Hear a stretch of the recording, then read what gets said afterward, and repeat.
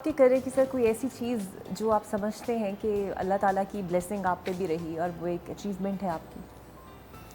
अल्लाह ताला की ब्लेसिंग इससे ज़्यादा क्या हो सकती है कि चौथी जमात का बच्चा कहता है कि मैंने फ़ाइटर पायलट बनना है और बन जाए। और अल्लाह ताला उसको फ़ाइटर पायलट बना दे। और फिर मुझे ये भी एज़ाज़ हासिल हुआ कि मेरी जो इंस्पिरेशन थे, मैंने उनके साथ उनकी नेबरहुड में तकरीबन सर 1.5 महीना उनके साथ गुजारा और उनसे लाइव एम आलम साहब से उनके वाक़यात सुनना, उनकी बातें सुनना, ये मेरे लिए बहुत बड़ी ऑनर की बात थी। और उस दौरान में मैंने अपने सीनियर से, उनके वेटरन से, जैसे सर हैं माशा अनवर हैं, सजाद हैदर साहब हैं, कमर सजाद हैदर हैं, उनसे मेरे जो सेशंस मीटिंग लगी, उनसे बातें करके जो वो एक जज्बा और वो चीज़ मिलती थी, I think that is my pride position in my life. As a young fighter pilot आपके पास एयरफोर्स के पास एक निशान हैदर भी है, राशिद मिन्हाज साहब की सूरत में, वो किस तरह आपको इंस्पायर करते हैं? यार देखें कि उस एक नौजवान पायलट ऑफिसर, मुश्किल से 21 साल उम्र होगी सर, 20-21 साल, और वो अपनी ज़िंदगी की परवाह नहीं करता, उसको मुल्क की ऑनर का ख्याल है, मुल्क की इज्जत का ख्याल था कि ये जहाज़ अगर बॉर्डर से उधर चला गया तो दुनिया में जग हसाई होगी कि पाकिस्तान एयरफोर्स का एक जहाज़ जो है वो इंडिया के भोजेर फील्ड पे जाके लैंड कर गया है।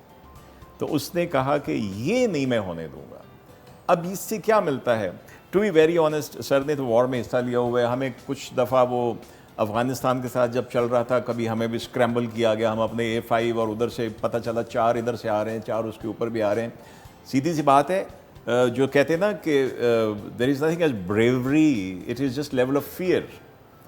तो पहले तो थोड़ा सा बंदा अपसेट हो जाता, लेकिन जब वो रेडार वाला कहता था ना कि यू आर अप्रोचिंग 10 माइल्स, और जब मैंने पहली दफ़ा अपने नंबर 2 को कॉल दी कि stand by for jettisoning your tanks, that fear disappeared. I am sure sir would agree कि जब इनको पहली दफ़ा ये टेक ऑफ किया होगा, एंग्जाइटी होती है, इट्स वेरी ह्यूमन, लेकिन उसके बाद इट्स जस्ट कोई डर और कोई खौफ। Then you have to go for the honour of your country.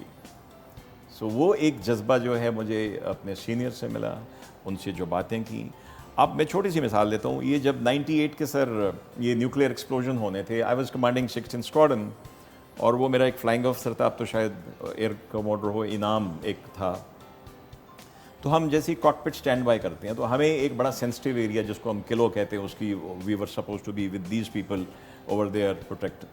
उसमें ये करते हैं कि एक पायलट 2 बैठते हैं कॉकपिट में, और ये रेडार वाले जब कहते हैं जाओ, एक हूटर बजता है, हम इंजन स्टार्ट करते हैं और जाते हैं। उसको कहते हैं कॉम्बैट एयर पेट्रोल, यानी कि आपने एक एरिया में चक्कर लगाते रहना है, अगर कोई ख़तरा आए तो आपने उसके साथ फाइट करनी है।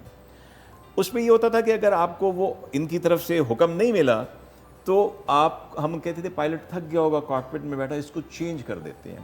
तो दिस यंग ऑफिसर सर, मैं अपनी बारी कर आया था, मैं अपने ऑफिस में बैठा था, तो इनाम enters into my office. Imagine करें, मैं ओसी हूँ, विंग कमांडर हूँ, एक फ्लाइंग अफसर आता है and he is in angry mood. Sir क्या मैं मुझे इस काबिल नहीं हूँ कि मैं कहा क्या हुआ है यार? तो माई फ्लाइट कमांडर के उसके पीछे, सर इन्होंने मुझे कहते 2 घंटे हो गए तुम कॉकपिट से निकलो। मैंने कहा यार थक गए हो तुम, it's okay, but actually sir I had to put him back in the cockpit looking at his the way he wanted to. So क्या था, ही डिडंट नो कि आगे से मुझे क्या मिलेगा। वो रीजनल एयरक्राफ्ट आ रहे हैं या एक्स्ट्रा रीजनल के थ्रेट्स भी थे, बट दिस वॉज, सो ये एक जज्बा है जो